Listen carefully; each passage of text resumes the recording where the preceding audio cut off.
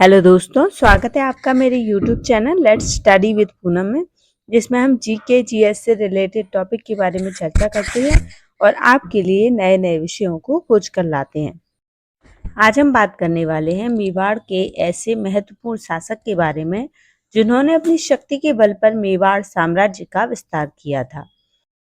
हम बात कर रहे हैं महाराणा सांगा के बारे में। महाराणा संग्राम सिंह और महाराणा कुंभा के बाद सबसे प्रसिद्ध महाराज थे महाराणा सांभा, मेवाड़ में सबसे महत्वपूर्ण शासक। इन्होंने अपनी शक्ति के बल पर मेवाड़ साम्राज्य का विस्तार किया और राजपूताना के सभी राजाओं को संगठित किया। राजा रायमल की मृत्यु के बाद 1509 में राणा सांगा मेवाड़ के महाराणा बन गए। राणा सांगा ने अन्य राजपूत सरदारों के साथ सत्ता का आयोजन किया। राणा सांगा ने मेवाड़ में 1509 से 1528 तक शासन किया, जो आज भारत के राजस्थान प्रदेश में स्थित है। राणा सांगा ने विदेशी आक्रमणकारियों के विरुद्ध सभी राजपूतों को एक किया। राणा सांगा सही मायने में एक वीर योद्धा और शासक थे, जो अपनी वीरता और उदारता के लिए प्रसिद्ध हुए। इन्होंने दिल्ली, गुजरात, मालवा, मुगल और बादशाहों के आक्रमणों से अपने राज्य की रक्षा की।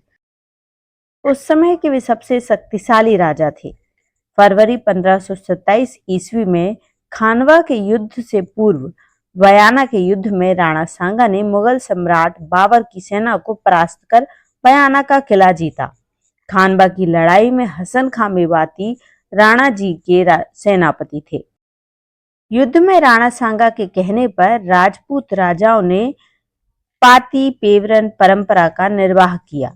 बयाना के युद्ध के पश्चात 16 मार्च 1527 ईस्वी में खानवा के मैदान में राणा सांगा घायल हो गए।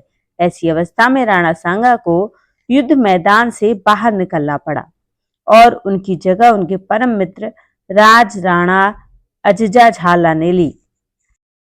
इन्होंने अपनी वीरता से दूसरों को प्रेरित किया। इनके शासनकाल में मेवाड़ अपनी समृद्धि की सर्वोच्च ऊंचाई पर था। एक धर्मपरायण राजा की तरह इन्होंने अपने राज्य की रक्षा और उन्नति की। राणा सांगा इतने वीर थे कि वह एक भुजा, एक आंख, एक टांग खोने व अनगिनत जोखिमों के बावजूद उन्होंने अपना महान पराक्रम नहीं खोया। सुल्तान मोहम्मद शाह मांडू के युद्ध में हारने और बंदी बनाने के बाद उन्हें उनका राज्य पुनः उदारता के साथ सौंप दिया। यह उनकी बहादुरी को दर्शाता है। खानवा की लड़ाई में राणा जी को लगभग 80 घाव लगे थे। अतः राणा सांगा को सैनिकों का भग्नावशेष भी कहा गया। बाबर भी अपनी आत्मकथा में लिखता है कि राणा सांगा अपनी वीरता और तलवार के बल पर अत्यधिक शक्तिशाली हो गया है। वास्तव में उसका राज्य चित्तौड़ में है। मांडू के सुल्तानों के राज्य के पतन के कारण उसने बहुत से स्थानों पर अधिकार जमा लिया है। उसका मुल्क 10 करोड़ की आमदनी का था। उसकी सेना में 1 लाख सवार थे। उसके 7 राव, 104 छोटे सरदार थे। उसके उत्तराधिकारी भी यदि वैसे ही वीर और योग्य होते तो मुगलों का राज्य हिंदुस्तान में जमने न पाता। अब हम महाराणा सांगा का प्रारंभिक जीवन जानते हैं। राणा रायमल के 4 पुत्र पृथ्वीराज सिसोदिया, जयमल, राणा सांगा और सेसा और 2 पुत्रियां थीं। एक जीवित पुत्री आनंदी बाई थी।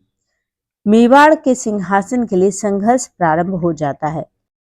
एक भविष्यकर्ता के अनुसार सांगा को मेवाड़ का शासक बताया जाता है। ऐसी स्थिति में कुंवर पृथ्वीराज और जयमल अपने भाई राणा सांगा को मौत के घाट उतारना चाहते थे, परंतु सांगा किसी प्रकार यहाँ से बचकर अजमेर पलायन कर जाते हैं। तब सन 1509 में अजमेर के कर्मचंद सिंह पवार की सहायता से राणा सांगा को मेवाड़ राज्य प्राप्त हुआ। मुगल साम्राज्य के संस्थापक बाबर ने अपने संस्मरणों में कहा कि राणा सांगा भारत में सबसे शक्तिशाली शासक थे। जब उन्होंने इस पर आक्रमण किया और कहा कि उन्होंने अपनी वीरता और तलवार से अपने वर्तमान उच्च गौरव को प्राप्त किया। 80,000 घोड़ों उच्चतम श्रेणी के 7 राजा, 9 राव और 104 सरदारों व रावल, 500 युद्ध हाथियों के साथ युद्ध लड़े। अपने चरम पर संघ युद्ध के मैदान में 1 लाख राजपूतों का बल जुटा सकते थे। मालवा, गुजरात, लोधी सल्तनत की संयुक्त सेनाओं को हराने के बाद मुसलमानों पर अपनी जीत के बाद वह उत्तर भारत की सबसे शक्तिशाली राजा बन गए थे।